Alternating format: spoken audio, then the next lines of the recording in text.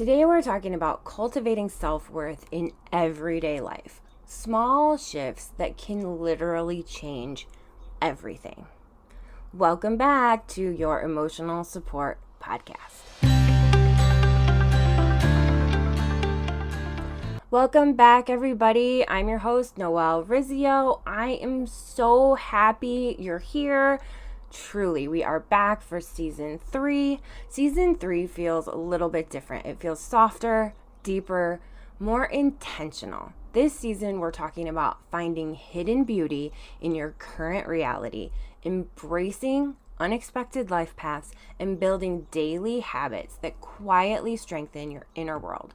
And today, we are starting with something foundational: self-worth. Not the loud Instagram quote version, the everyday version. You know, if you have been a listener, you know that I am the number one self-worth crusader. So let's start with what self-worth actually is. Here is something I've learned over 20 years as a counselor. Most women think self-worth is a feeling. They think, when I'm confident enough, I'll have self-worth. When I accomplish more, then I'll feel worthy. When I fix myself, then I'll finally feel enough.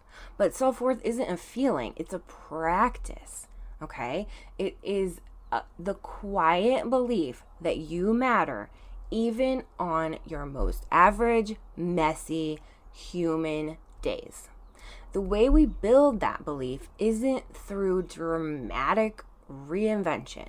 It's through small daily choices. And I am so excited to bring this to you. So let's start talking about the small daily practices that can literally change everything. The first one is keep one tiny promise to yourself. It doesn't have to be huge, right? The bigger it is, the less likely you are to actually do it. If you say, I'm going to lose 30 pounds, that seems so big. And I know if you're anything like me, it will not happen. And then you'll feel disappointed in yourself. So we're going to start small. Not a huge life change, not a huge overhaul, just one tiny promise. Whatever you want. You can drink water before coffee. You can go to bed 20 minutes earlier. You can take a 5-minute walk.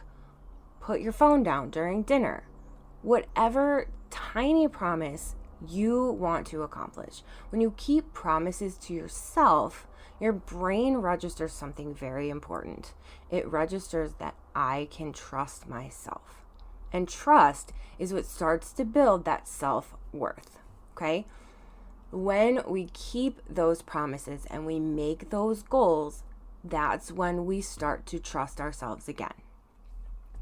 The second one is to upgrade one sentence.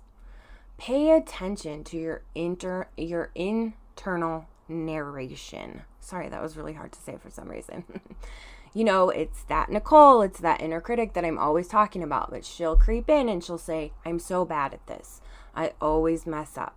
I look awful. Now, we're not going toxic, full toxic positivity here. We're just upgrading a little bit. So instead of saying, I'm terrible at this, try, I'm still learning this. Instead of saying, I always mess things up, you could try to say, that really didn't go how I wanted it to, but I can adjust, I can learn. Okay? Language, your inner language shapes your identity. Your identity helps shape your self-worth. Okay? The third small change you can make is to stop over-explaining your existence. This is a big one. I know so many women who do this, and it makes my heart ache for them.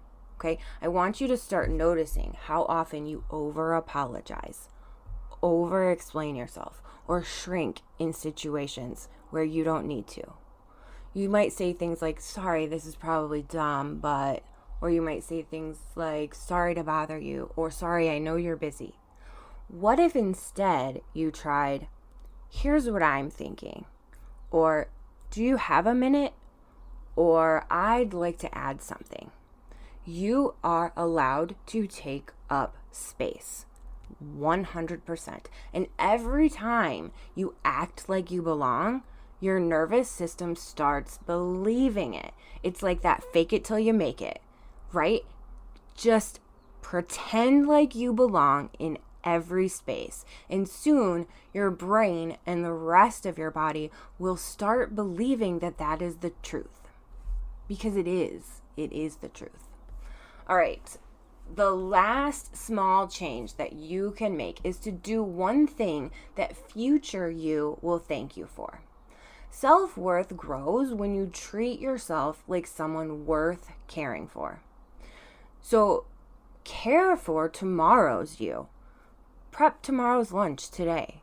Send the email that you've been putting off. Schedule that appointment that you have been, the Post-it note has been sitting on your desk for 3 weeks.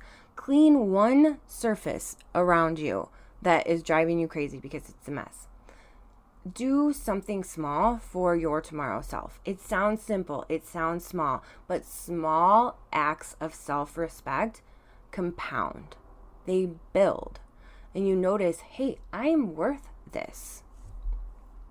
All right, now let's talk about the days when self-worth feels fragile. The comparison days. The I should be further along days. The insecure days. We all have them. I want to give you a few resets that I love. The evidence list. I tell my clients this all the time. When your brain says, I'm failing, or something else equally negative, ask, where's the evidence? What is the evidence that that is true? Or what's the evidence against it? Then I want you to list 3 things you handled this week, 2 things you survived, and 1 thing that you did well. Facts calm distorted thinking. I'm telling you, this works. It works with my clients. Facts calm distorted thinking, especially anxiety, because anxiety is the fear of the unknown. It's the fear of not knowing what is to come. And so when you arm yourself with data and facts, then there's not so much unknown, right? And so it calms you. That's the best advice I can give you. Another way to reset is take a borrowed perspective. Ask, what would someone who loves me say about me right now? And I do this one with my clients too. What would someone who cares and loves me say about me right now? Because that inner critic, that Nicole, is loud, but rarely objective, right? And I don't know if you've read my blogs or listened to any of my other podcast episodes, but the inner critic comes from protection. She's there as a way to protect you, okay? But she has had a lot of external influences that have made her very negative, and so she is not objective. But if we borrow compassion from someone else, then we can use that until we generate it on our own, okay? Again, it's that fake it till you make it, kind of, with a little twist. We're not faking it, we're borrowing it from someone else. So what would my mom think about me right now? She wouldn't think that I've failed. She would think that I'm trying. Or what would my sister think? Or what would my best friend think? Okay? Just borrow that compassion until you start to build it bigger in your own self. Another one is the 10-minute state shift. Okay, this one's real simple, but it works. Change rooms, step outside, take a shower, play one song, and move your body, okay? You are not required to stay in the same emotional state all day. Sometimes self-worth is as simple as interrupting the spiral. Your body moving and changing atmospheres will help your mind do the same thing. So, here is the truth that I want you to carry with you into season 3. Self-worth isn't loud. It isn't glamorous. It's built in keeping small promises, speaking more gently to yourself, protecting your energy, taking up space, showing up imperfectly over and over and over. You don't build self-worth by becoming someone else. You build it by consistently choosing yourself. And that is what we're doing this season. Small choices, real life, quiet strength. If this episode resonated with you, I'd love for you to share it with someone who might need a reminder that they matter. And as we jump into season 3, I want you to ask yourself, what is one small way I can choose myself this week? Not dramatically, not perfectly, just consistently. I am so glad you're here because we are just getting started. I will see you next week.